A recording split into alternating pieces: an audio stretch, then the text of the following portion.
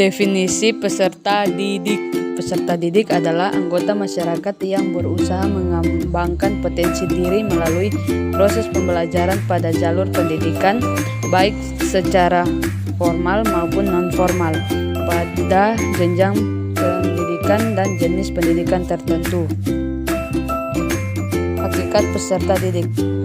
Hakikat peserta didik merupakan individu yang akan dipenuhi kebutuhan ilmu pengetahuan, sikap, dan tingkah lakunya karena peserta didik adalah anggota masyarakat yang berusaha mengembangkan potensi diri melalui proses pembelajaran.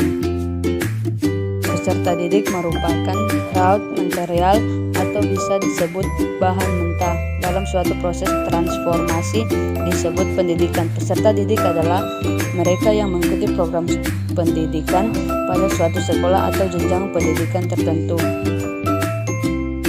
Kebutuhan peserta didik yaitu 1. Kebutuhan intelektual, 2. Kebutuhan sosial, 3. Kebutuhan fisik, 4. Kebutuhan emosional dan psikologis, 5.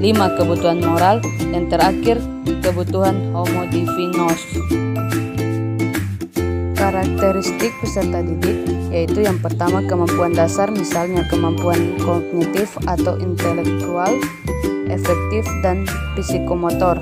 Yang kedua, latar belakang kultural lokal, status sosial, status ekonomi, agama, dan sebagainya. Yang ketiga, perbedaan kepribadian seperti sikap, perasaan, minat, dan lain-lainnya. Yang keempat atau yang terakhir, cita-cita, pandangan ke depan, keyakinan diri, daya tahan, dan lain-lainnya.